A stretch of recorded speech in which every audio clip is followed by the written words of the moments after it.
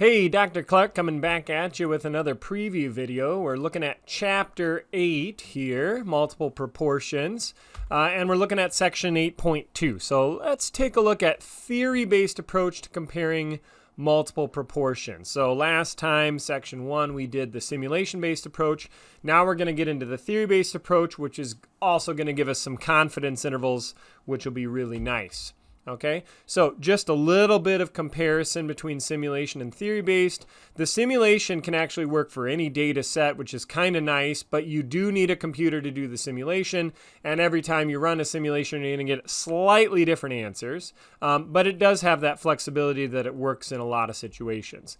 Theory-based methods are nice in that they give you the same answer, in the sense same p-value, same conclusions every time, but you have to check those validity conditions to guarantee that the null distribution is actually going to be what's predicted by the model, because we're going to use a theory-based null distribution.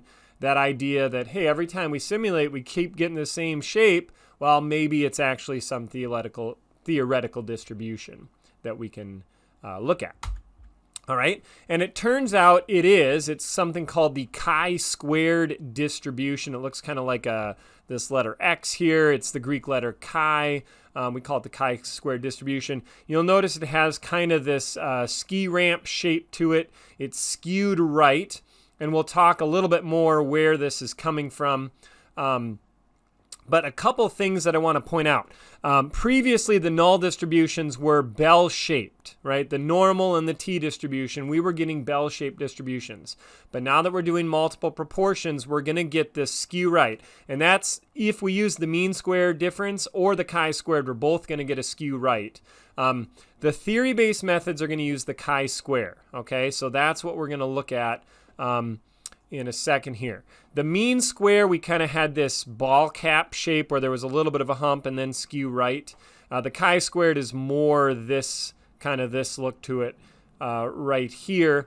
It does depend a little bit on the situation, exactly what that theoretical distribution looks like. It's going to depend on the sample size and then how many proportions we're looking at, 3 or 4 or 5 or however many proportions we have in the problem. But this chi-squared, this is what we're going to look at today. I want to do just a real quick example to show you what does it look like in practice when you do one of these. So we've got SHAM acupuncture. The setup here is we've got people with some back pain, and some people say that acupuncture can actually help alleviate back pain. So we're going to test to see whether that acupuncture really does make a difference. We're going to give them real professional given acupuncture. We're going to give them like a fake acupuncture where somebody just kind of puts needles in random places but not in the official regulated correct way of doing it. And then we'll have a third group, kind of our control group, just do some sort of physical therapy. And then we'll see. Okay, so the question is there an association between acupuncture treatment and a reduction in back pain? We just kind of outline those treatment options here. And when we look at the data, what we're seeing is we do get some improvement with the real acupuncture. We get some people showing improvement with the sham acupuncture. And we get some people showing improvement with the sort of the treatment group or the control group, the physical therapy group, basically. Okay. But you're noticing these numbers aren't exactly the same. If we look at the actual data, how many people showed improvement? Well, 47%. So we're looking at proportions here, right? 184 out of 387. This is categorical data, so we're getting proportions. 0.475. 44% with the sham. 27% with the non-acupuncture treatment. Okay, and you can see that it does seem like the real acupuncture actually had the highest proportion of people show improvement. So now we want to know, is there an association between the kind of treatment and the reduction in back pain? So we set up our hypotheses. This is similar to last time. Either you've got no association or there is an association between the explanatory variable, the therapy type, and the response variable. Did you have a reduction in back pain? Okay, that's the association language. You can also write it with the proportion language. So pi real, pi sham, pi none. This is the long-run proportion of people who showed significant improvement in back pain after having received real acupuncture. And this is the long-run proportion of people who showed significant improvement in back pain after having received the sham acupuncture, and similar with the no acupuncture, right? So these are long-run proportions. These are the parameters. The null hypothesis is, it doesn't matter. They're all the same, right? But if there is an association, one of those proportions has to be different, at least one. They could be all different, or maybe some are different and some aren't, okay? The way we do the study is we need a statistic. Last time we did that mean square of the differences. This time we're doing something slightly different. It's called the chi-squared statistic. All right. What we do is we define p hat to be the overall proportion among all groups together. So we had, the study was divided into 3 groups, but if we put all of them together into one group, what proportion showed improvement in back pain? That's p hat if you put all the groups together. And then when you look at pi, those are the 3 groups, p1, p2, p3. Those are the individual proportions, one for each group. So then when you do a subtraction here, you're basically saying how far away from group 1 is that from the overall improvement, right? So when you subtract it, you're going to get a difference. When you square it, that'll make that number positive, okay? And then we divide by this. This is sort of a standard deviation of a null distribution, kind of a situation down here. And then when you sum those up, basically every time you've got a new group, you get a difference, you square it, and you sum those up, and you get sort of a total differences. And the squaring is important here for kind of technical reasons. We don't really have to, we're not going to compute this by hand, but you could.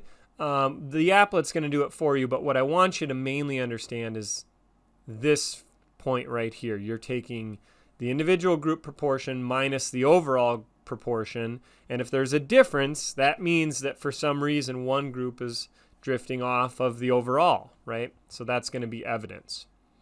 The applet will do that for you. If you go to the multiple proportions applet, you check the chi-squared option under your statistic. It will give you the mosaic plot showing you the 3 groups and the proportions of improvement. And it will compute that chi-squared statistic down here. It turns out to be 38.05 in this case. Okay? It'll also give you a theoretical p-value down here. Remember, we're basically doing a theory-based test. Okay? So it does it all for you right in the applet. Put in the data, explore the data, get your observation, the chi-squared statistic, and then have it give you a p-value. You can do a simulation as well, setting it to chi-squared, and you can see the blue graph here is the theoretical chi-squared. The histogram is the simulated, and you can see they're tracking right on top of each other. So the idea that the theory-based approach gives you the same answer as the simulation, well, that's exactly what we see. When we plug in our statistic, which was on the last page, what did we have? 38.054.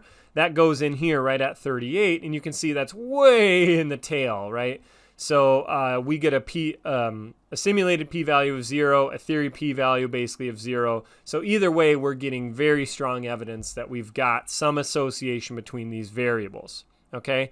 The shuffle, the idea is you randomly deal out the improvements among the groups, and it shuffles them up and gives you a simulated chi-square, and then these histograms are basically what showed up when we simulated it by random chance, and you can see 38 never showed up. The numbers at most was like 10 or whatever. Okay, so that's a similar kind of situation we've had before. So now that we've got a significant result, we know at least one of the groups are different. We can follow that up with confidence intervals. All right, so first you check for significance, then you run pairwise confidence intervals. And we can compare the real acupuncture to the sham acupuncture, the real acupuncture to no acupuncture, and the sham acupuncture to no acupuncture. And you can see here, the stars are indicating there's a significant difference between the proportion of improvement for real and none, and the proportion of improvement for sham versus none. Real versus sham, it does look like the statistic here is positive for real, but the confidence interval includes 0. So we're not able to statistically significantly distinguish between real and sham acupuncture. It could be that there's a difference, but we were not able to detect it in this study. But we were able to show that real acupuncture brings somewhere between 13 and 27% more people showing improvement, right? So the difference in proportions is between those two numbers is essentially how you can do that. So that's kind of nice. You get the follow-up confidence intervals. The applet gives you those if you check the box, which is great. And so in class, we're going to get a lot more detail on this. So how do we set up the hypotheses? That general idea of how the chi-square statistic is created. What are we looking for with evidence? How do we know if we've got significant evidence? And then those validity conditions for a theory-based test. How do you actually do those follow-up confidence intervals? We kind of saw the outline here, and then we're going to get into detail in class. So I will see you in class, and I think hopefully this set the stage, and then when we get to class, we'll get to all the details. All right, we'll see you then.